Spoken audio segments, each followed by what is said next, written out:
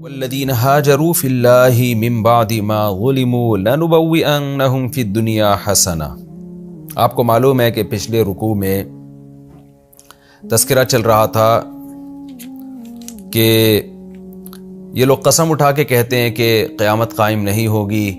اللہ نے فرمایا کہ ضرور قائم ہوگی، کیونکہ اگر قیامت قائم نہ ہو تو حساب و کتاب پھر کیسے ہوگا انسانوں کا۔ لِيُبَيِّنَ لَهُمُ الَّذِي يَخْتَلِفُونَ فِيهِ، تاکہ اللہ بیان کر دے ان باتوں کو جن میں یہ لوگ اختلاف کر رہے ہیں۔ یہ پچھلے رکوع میں تھا، لیکن صحابہ کرام پر چونکہ مسلسل مصائب آ رہے تھے، مشرکین کی طرف سے ہٹ دھرمیاں تھیں، تو انہیں اس بات میں بھی تسلی کی ضرورت تھی کہ ایک تو مشرکین مکہ کے طعنے ہیں جن کا قرآن جا بجا جواب دے رہا ہے کہ آپ کے ہاتھ میں ان کی ہدایت نہیں ہے، اللہ چاہتا تو سب کو خود سے ہدایت دے دیتا۔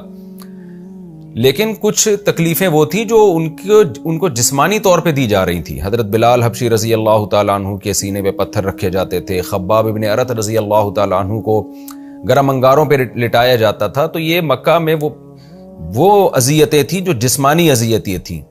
تو اب آگے جسمانی اذیتوں کے بارے میں اللہ نے تسلی دی ہے کہ جن لوگوں کو جسمانی اذیتیں دی جا رہی تھیں شدید، اور ان کو پھر ہجرت کے لیے حکم دیا گیا، تو یہ ایک بہت بڑی قربانی تھی ان کے لیے، اپنے وطن کو چھوڑ کے دوسری طرف ہجرت کرنا۔ اور یہاں ہجرت سے مراد ہے حبشہ کی ہجرت، کیونکہ یہ صورت مکہ میں نازل ہوئی اور اس وقت تک مدینہ میں ہجرت کا حکم نازل نہیں ہوا تھا، اور صحابہ نے ہجرت مدینہ کی طرف نہیں کی تھی۔ تو حبشہ میں، جن میں حضرت عبداللہ بن مسعود رضی اللہ تعالیٰ عنہ بھی تھے، نجاشی کی طرف ان کو بھیجا گیا، جعفر طیار رضی اللہ تعالیٰ عنہ بھی تھے، جنہوں نے نجاشی کے دربار میں بڑی زبردست تقریر کی تھی، پھر سورہ مریم کی تلاوت کی جس سے نجاشی رو پڑا۔ تو انہیں حکم دیا گیا حبشہ کی طرف ہجرت کرنے کا، پھر بعد میں اللہ تعالیٰ نے مدینہ کی طرف ہجرت کا حکم دیا، کیونکہ مدینہ میں ایک مسلمانوں کی ایک مضبوط ریاست بن چکی تھی۔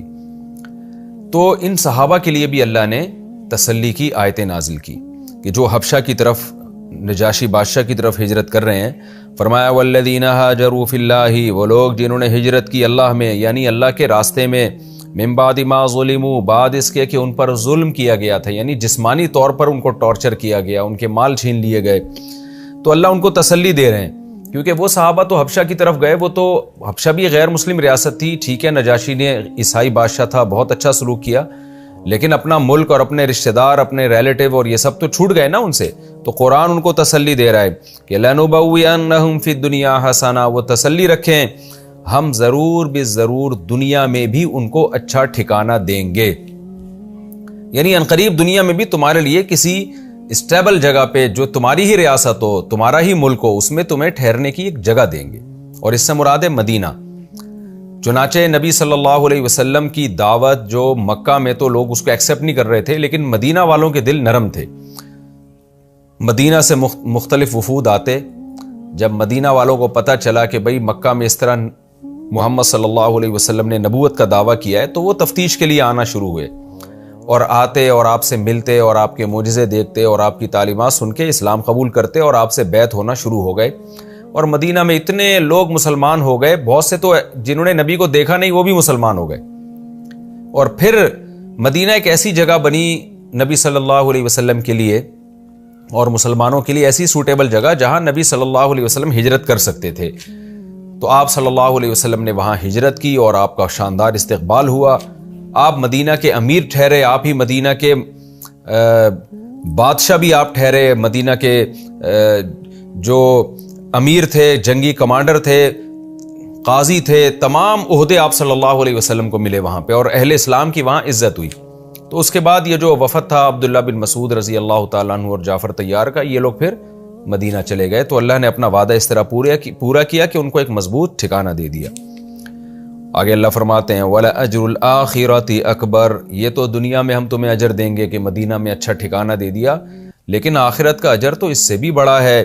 لَوْ كَانُوا يَعْلَمُونَ، کاش یہ لوگ یعنی کافر لوگ بھی یہ باتیں جان لیں کہ تم جن پر ظلم کر رہے ہو انجام انہی کا اچھا ہونے والا ہے۔ تو جن کا اچھا انجام ہوا، جنہوں نے ہجرت کی، تو ان کے لیے آخرت کا انجام اچھا کیوں ہے، اس کی اللہ آگے وجہ بیان کر رہے ہیں۔ الذین صبروا، یہ وہ لوگ ہیں جنہوں نے صبر کیا، وعلی ربہم یتوکلون، اور یہ انہوں نے اپنے رب پر یہ توکل کرتے ہیں۔ اللہ کا حکم آیا کہ بھئی مکہ چھوڑ دو، یہاں دین پر چلنا ممکن نہیں ہے، تو کتنے تحفظات تھے، پتہ نہیں غیر کنٹری میں جا رہے ہیں، نجاشی عیسائی بادشاہ ہے، وہ نبی صلی اللہ علیہ وسلم کی نبوت کا سن کے اور ہی سیخ پانا ہو جائے، ہمیں قتل نہ کر دے. لیکن اب کوئی آپشن ہی نہیں تھا نا.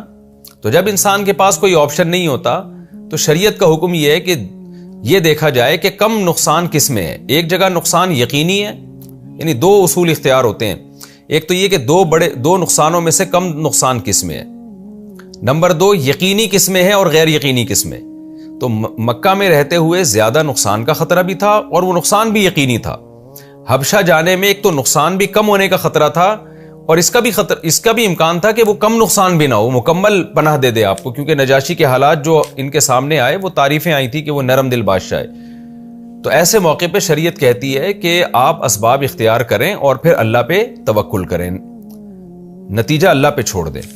تو ان حضرات نے ایسا نہیں کیا کہ ان حالات میں کفر کی طرف چلے گئے، بلکہ اپنا فیوچر اللہ کے حوالے کیا کہ کوئی بات نہیں، ہم اللہ کے لیے قربانی دیں گے، اپنے دین سے پیچھے ہم نہیں ہٹیں گے. اسی کو اللہ نے توکل سے تعبیر کیا، یعنی اللہ پر اعتماد، کہ رزق دینے والی ذات، ٹھکانہ دینے والی ذات اللہ کی ذات ہے. تو صبر بھی کیا اور اللہ پر توکل اور اعتماد بھی کیا. وما ارسلنا من قبلك الا رجالا نوحي اليهم فاسالوا اهل الذكر ان كنتم لا تعلمون. اللہ نے صحابہ کو تسلی دی. دوبارہ اللہ مشرکین مکہ کی طرف آتے ہیں، کیونکہ ڈیبیٹ بھی چل رہی ہے، ہجرتیں بھی ہو رہی ہیں، مناظرے بھی ہو رہے ہیں، تسلیاں بھی ایک ہی ٹائم پہ نازل ہو رہی ہیں. سارے کام اس زمانے میں ایک ہی وقت میں ہو رہے تھے. تو اللہ مشرکین مکہ کو کہتا ہے کہ تم بار بار یہ دعویٰ کرتے ہو کہ انسان کیسے پیغمبر بن گیا، تو تم چونکہ اہل کتاب نہیں ہو، تم میں 2000 سال پہلے ایک پیغمبر آئے ہیں اسماعیل علیہ السلام، ان کی تعلیمات محو ہو چکی ہیں، اس لیے تمہیں یہ چیز اچنبھے کی لگ رہی ہے کہ اللہ نے انسان کو کیسے اپنا نائب بنا دیا، یعنی نبوت، رسالت میں، پیغام پہنچانے میں، تو کیسے اللہ نے بنا دیا. تو اللہ فرماتے ہیں کہ ما ارسلنا من قبلک الا رجالا، اے نبی ہم نے آپ سے پہلے مردوں ہی کو پیغمبر بنا کے بھیجا، یعنی ان کو یہ بات بتا دیں. نوحی الیہم، پھر ہم ان کی طرف وحی کرتے ہیں. فاسألوا اہل الذکر، تو اے اہل مکہ تم اہل علم سے پوچھ لو. یعنی اگر تمہیں مسلمانوں کی یا پیغمبر کی بات پر یقین نہیں آتا تو اور بھی تو دوسرے اہل علم ہیں نا جو نیوٹرل ہیں، یعنی اہل کتاب، جن کو یہودی اور عیسائی کہا جاتا ہے، وہ تو مسلم نہیں ہے لیکن ان کے پاس علم ہے، وہ نصیحت والے لوگ ہیں، ان کے پاس تورات ہے، وہ ہسٹری کا علم جانتے ہیں. ان سے جا کے پوچھو ان کنتم لا تعلمون، اگر تمہارے پاس علم نہیں ہے. مشرکین مکہ کے پاس تو نالج ہی نہیں تھی، وہ تو جہالت کے اندھیروں میں ڈوبے ہوئے تھے. یہود و نصارہ تو پھر بھی بہت ساری نالج رکھتے تھے. تو جا کے ان نیوٹرل لوگوں سے پوچھو جن کے پاس نالج ہے، وہ تمہیں بتائیں گے کہ جتنے بھی پیغمبر دنیا میں آئے ہیں سارے بشر ہی تھے، سارے مرد ہی تھے. ایسا کچھ نہیں ہے کہ کوئی فرشتے کو اللہ نے پیغمبر بنا کے بھیج دیا ہو. تو ان سے جا کے پوچھو. بالبینات، ہاں وہ پیغمبر معجزوں کے ساتھ آئے ہیں، واضح دلائل کے ساتھ. والزبر، اور ان کے پاس آسمانی صحیفے بھی ہوتے تھے، تعلیمات بھی ہوتی تھیں. تو جیسے بہت سارے پیغمبر پہلے آئے ہیں تو تمہیں اہل کتاب یہود و نصارہ بتائیں گے کہ بھئی یہ پہلے آتے رہے، کوئی اچنبھے کی بات نہیں ہے. وانزلنا الیک الذکر، تو اے نبی اسی طرح ہم نے بھی آپ پر اس نصیحت کو نازل کیا، یعنی قرآن کو نازل کیا. لتبین للناس، اس لیے تاکہ آپ لوگوں کو ایکسپلین کریں، آپ لوگوں کو کھول کے بیان کر دیں ما نزل الیہم، کہ ان پر کیا نازل ہو رہا ہے. وَلَعَلَّهُمْ يَتَفَكَّرُونَ، اور تاکہ یہ لوگ غور و فکر کریں، یعنی ان آیتوں میں بھی غور کریں جو نبی ایکسپلین کر رہے ہیں، اور انجام پہ بھی غور کریں کہ اگر ہم نے ان پر عمل نہیں کیا تو ہمارا انجام کیا ہوگا. تو ان دونوں چیزوں میں غور کریں.